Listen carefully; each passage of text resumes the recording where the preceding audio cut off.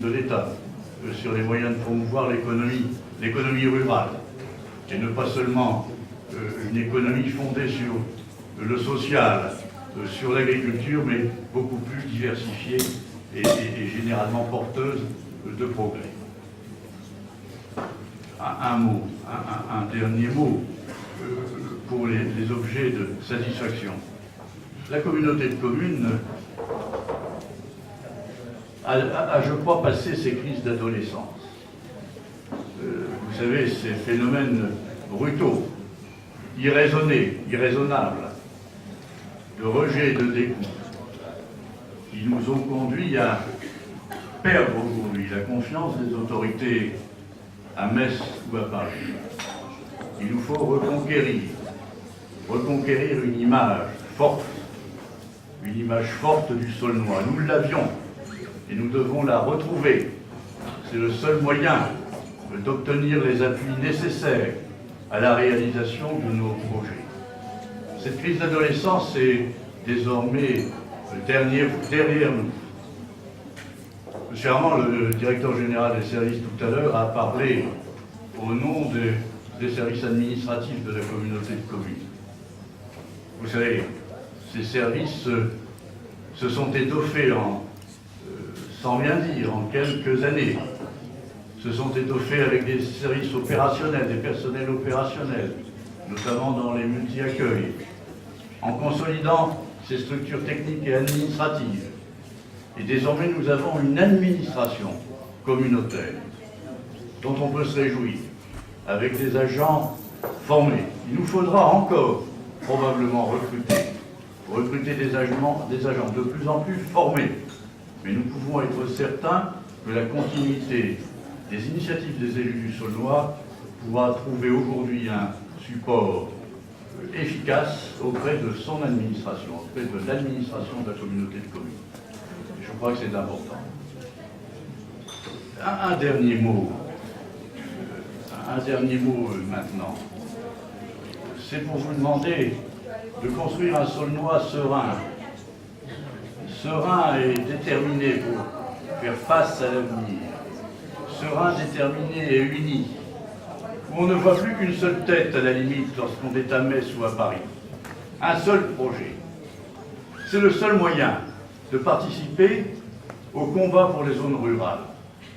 Vous savez, ce combat est entièrement entamé. Aujourd'hui, l'assaut contre les zones rurales est donné par la droite comme par la gauche, par la technocratie des partis, par la technocratie des administrations centrales. Que ce soit à droite ou à gauche, on souhaite aujourd'hui réduire les zones rurales à leur poids démographique, à leur poids économique, c'est-à-dire à réduire la solidarité nationale, la solidarité des urbains, des métropoles, des grandes villes, à réduire la solidarité des riches au détriment du développement et harmonieux de nos zones rurales, au détriment des populations qui tiennent les territoires, qui les entretiennent. Le combat est lancé. Aujourd'hui, c'est difficile. Aujourd'hui, c'est difficile et nous devons rester unis dans les années qui viennent pour que les zones rurales donnent une belle image de ce qu'elles sont, une belle image des projets qu'elles portent. Et le Saulnois a tout son rôle à jouer. En attendant, mes chers collègues, mesdames, messieurs, je vous souhaite à tous longue vie. Longue vie aux Céphines aussi, dont quelquefois on parle en disant que ce n'est que temporaire. Non, longue vie à tout ce que nous avons.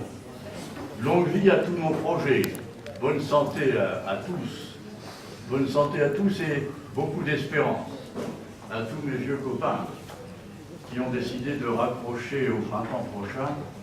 Je dis que je fais partie déjà de l'association des anciens élus du Saulnois, en ma qualité d'ancien maire.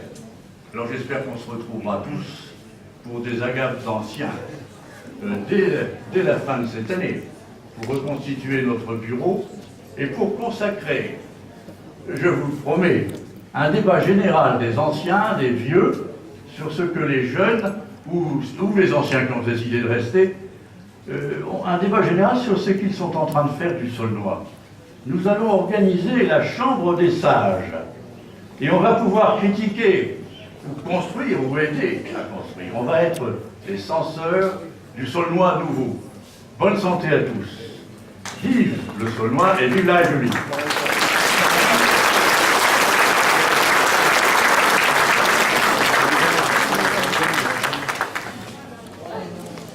Au nom de tous, je remercie le sénateur de Lorbois de ses propos pour notre territoire et ses habitants. Maintenant, c'est l'heure des agapes. Je vais vous inviter à aller vers le fond de la salle, goûter à tous les produits de notre terroir.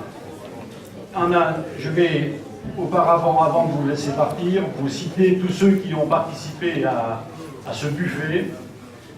L'EARL Alteville à Tarquimpol, Tristan Schmitt, saucisson pur bœuf et viande séchée de bœuf. Dominique Nipper, pisciculture de Val-des-Ménestrofs, pour ses toasts, filets de carpe et de goujonette. Madame Virginie Gaël-Georges, pour ses verrines, ail et fines herbes, verrines de noix, figues et raisins, carrés de tomes. La fromagerie de l'abbaye de Vergaville, pour sa tome du Père Antoine, la tome du Vieux Saulnois réserve et Verga 50%. Madame Frédéric Lukaczewicz, ferme de Guidevillers à Aldestrov, pour les toasts d'hiver, tomes coupés en dés et verrines de fromage blanc. Régis Krigel, la Corbeille-Lorraine à Montdidier, pour ses verrines variées sur lit de mirabelle et quetch aux épices, mirabelles au sirop et à l'eau de vie. Sylvie Ricat du rucher de Burlioncourt pour les pains d'épices. Jean-Marc Lichelet, la grenouille assoiffée à Val-les-Ménestrofs pour la bière artisanale. Véronique Dietrich, viticulteur à Vic-sur-Seille pour la perle des évêques. Gilles Walter, viticulteur à Marsal pour le Pinot Rouge de Marsal. La boulangerie Abou à Château-Salin pour son pain de campagne. Et enfin la boucherie Sandrine de Nicolas à Dieuze pour la charcuterie artisanale, saucisse lorraine, saucisse à l'ail, terrine maison et jambon fumé.